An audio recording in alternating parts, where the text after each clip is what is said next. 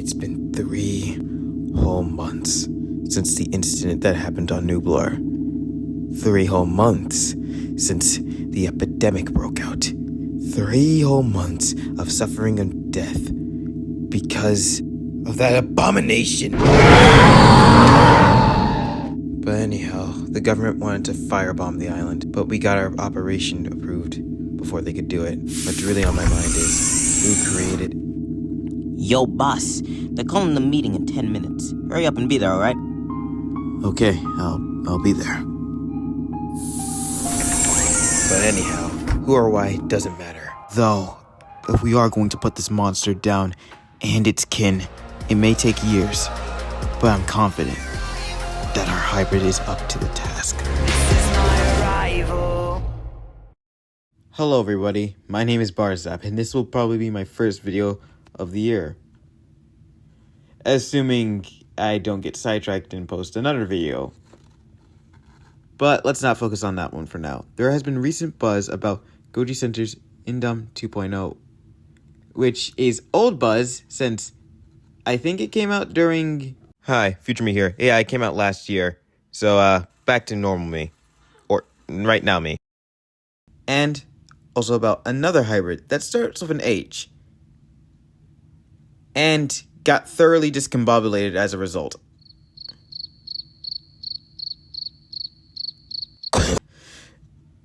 But let's move on from that. As a result of that hybrid with a name of an H that got horribly discombobulated with its arms being blown off, multiple people have stepped up with their own unique hybrids. Sadly, most of them being carnivore. With some being herbivores, and another one being a literal freaking kaiju. Yeah, let's not talk about that one.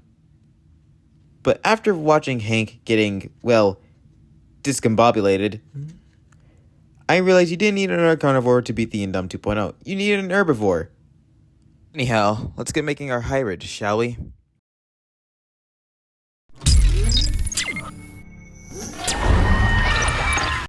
As y'all know, Goji Center said that their hybrid was primarily terrestrial, and as everyone remembers in the video where the Indom 2.0 was introduced, they introduced a scenario about it having a disease, and that could possibly wipe out billions of life forms, including humans, or just jump species. Well, this is going to be exactly the case for my scenario. After the first initial outbreak on the island, a tourist, an island worker, or a guard got infected with the first cases of the virus of the Indom 2.0 viral strain. During the evacuations, one of these infected people got back home and unfortunately spread the disease even further, resulting in a worldwide epidemic. As some of the world's best top researchers ended up getting infected with said virus, resulting in most of them going deep underground to avoid it, but also to work on it so no one else could get sick with a way more deadlier strand in case they accidentally make one. As a result, with some of the world's top best researchers getting infected, this possibly included Dr. Henry Wu, who could have been their best chance at beating this thing, although it's still unconfirmed if he's dead or alive. Anyways, our group of researchers were able to relocate to said underneath bunkers in the west parts of the United States, and were able to have contact with other scientists across the globe via a communication relay, which means they were able to get some resources, also some valuable equipment in order to construct our hybrid. The first plan was to originally firebomb the island, but there were a few scientists who were sympathetic to the dinosaurs and wanted to save them. There was another problem, which was the Indominus 2.0's genome, which made it hard to extract and make a vaccine due to its genetic makeup. So out of everything, the hybrid plan seemed like the best solution. Now let's get into what makes up our hybrid. For the base of our hybrid, we're going to be using Shungtungosaurus, which was one of the largest discovered hadrosaurs that we know of yet. It weighed approximately around 12 to 16 tons and had a length of about 49 feet or about 15 meters. It can stand up to 23 feet or 7 meters tall. This is due to the area they lived in had virtually no sauropods, which allowed them to get to that size. and they also lived in floodplains and forested areas. Using Shunktongosaurus as the base allows me to get their height, their strength, and their power.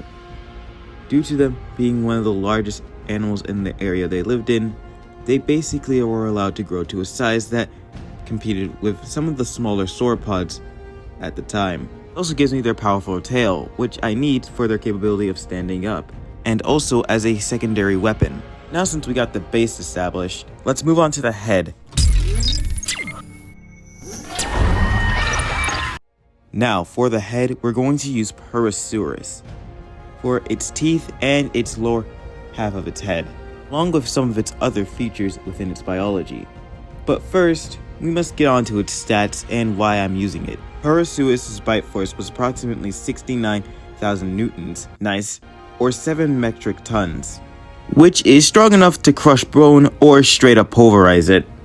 But I'll be adding selective points where the teeth should go, around the lower base of Liam's jaw, along with adding some of Parasaurus's jaw muscles to Liam's, but only a tiny amount. But also to further elaborate on my point about selective teeth placement, we're removing the front part of Liam's jaw and replacing it with Parasaurus, or primarily just changing up the front part of the jaw and head, so where it looks similar to Parasaurus and also where the teeth will be arranged. The reason I want this is because I want the sharp teeth of the Parasaurus and its also bone breaking potential near the front, so it can not only give Liam the ability to grip and tear, also possibly drag its victims to a watery grave, because I feel like it would be easier for him. But also, it would seem like a better strategic advantage than placing a bunch of croc teeth around his mouth, since, like I said earlier, hadrosaur's bite force is strong as it is. I just need the teeth part and we should be good. There'll also be a couple other things I'm checking from Parasaurus, which is the inogularity sensory organ, which is used by crocodilians to sense out vibrations in the water to locate prey, enemies, and other things. I'm giving this to Liam so in case he jumps into the water, he can feel the vibrations of the Indominus 2.0's footsteps, or another individual, or of other threats. Another thing I'm checking from Parasaurus is its egg laying amount. It's due to about the average crocodilians laying around 10 to 60 eggs. And adding that with the average hadrosaur egg laying amount, it rounds up to 80 eggs in total, if you add the 20 large eggs from hadrosaurs. This is also to circumvent the Indominus 2.0's asexual reproduction. But if you're wondering how it's going to be capable for Liam to have offspring, I'll get into that later down this video. Now, let's move on to the armor. For the armor, I'm choosing a creature that barely anyone has thought of yet, or used in any of their hybrids for that example. For the armor, I'm choosing this guy. Okay, I know what you guys are thinking, but why didn't I just use other species that other people have used for the armor? Well, these guys are a bit special. You see, Samasuchus has an interlocking armor, which is durable and thick enough to resist blows, or anything else trying to eat them having a harder time. Top of their backs and their tail were covered in this interlocking armor, making it very hard for any predator to breach their defenses. For this reason, I'm incorporating their armor onto Liam's sides and parts of his tail. Mainly the sides, since that's probably the best point for protection. And also, it will make it harder for the Indominus 2.0 from, well, getting to any vital spots or removing the tail if it decides to go for there, making it much harder to get to the vital organs and damage everything else. I'm also applying this to the undersides just a tiny bit, so there will possibly not be any cheap blows. Now, let's get on to the hands. Now for the hands, I'm going to use a creature less known than the Samasuchus, and it is called Cryptocosaur. Hold on. Conpangipterus, or the monkey pterosaur for the hands, which are actually pretty unique, and which is why I'm using them. They had a unique feature about their hands which I want, which is their unique hand structure, which allows them to grab onto stuff and hold on to things, hence why they're called the monkey pterosaur. They are also called Lego hands due to the unique structure of their hand anatomy. By giving this to Liam, it will allow him to grab and hold on to things, also pin stuff down if they get too close, or possibly choke the living of the victim, opponent, like they are Bart Simpson, and also possibly crush their necks in the process as well. But Conpengipterus. Claws won't be very good enough, since the Indominus 2.0 has actually slashing abilities, and I don't think they'll be up to the tasks. So that's why we're going to go for another genetic donor for the claws. So let's move on to those.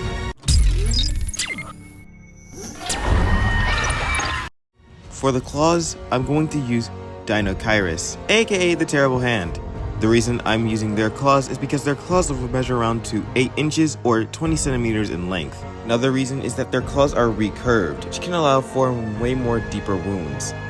Using these claws, Liam could leave behind deep, grievous wounds on the victim. It also use them to pull down branches or is able to dig up roots so he can have an easier time getting food, which is another reason why I wanted to put in the Dinokairos traits as well. Now, since we got that done, let's move on to the bone support plus the growth.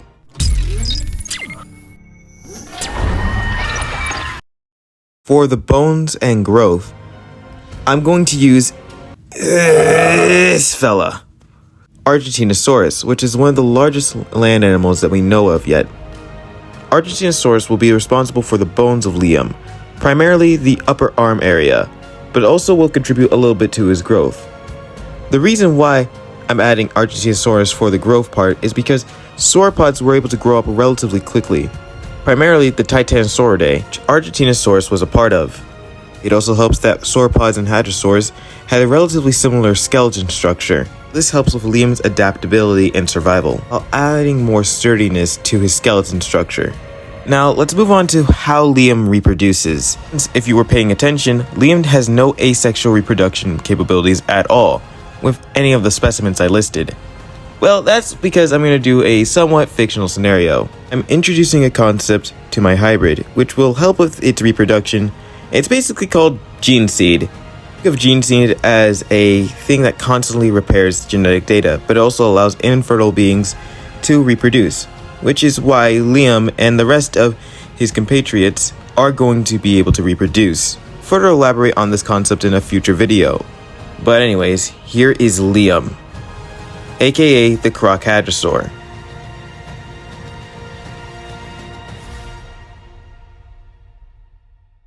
Now since we got his design established, we can now move on to the scenario.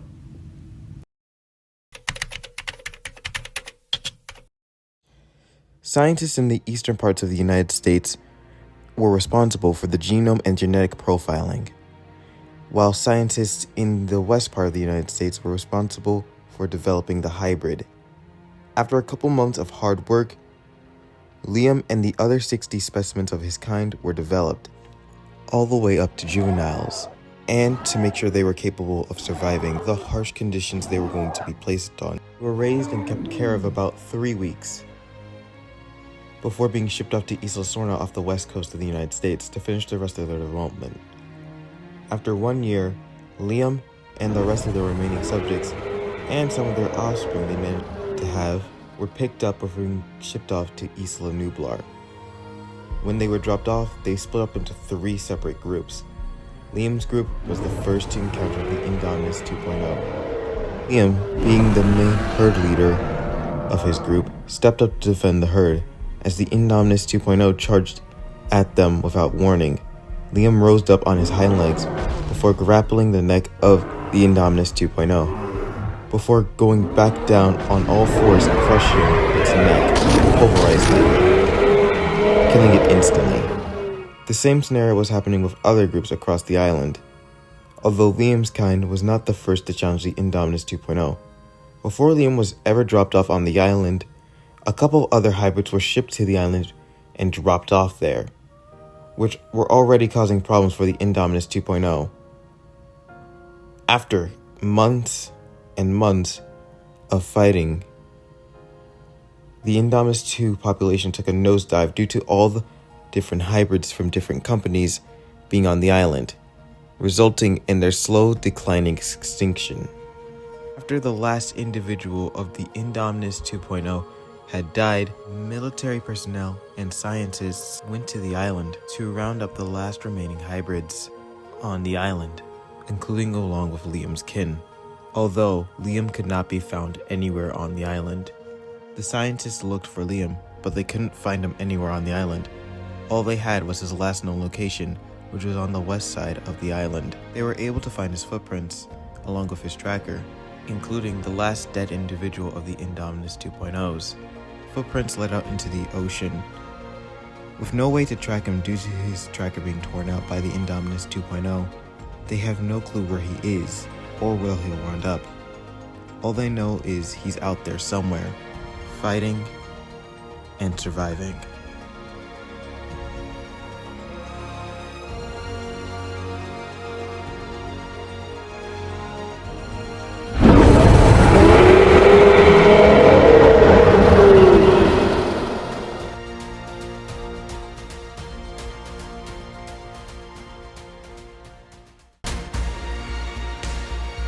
Special thanks to Noah Red for the thumbnail and some of the additional art here. Without this, I don't think this video would have been done.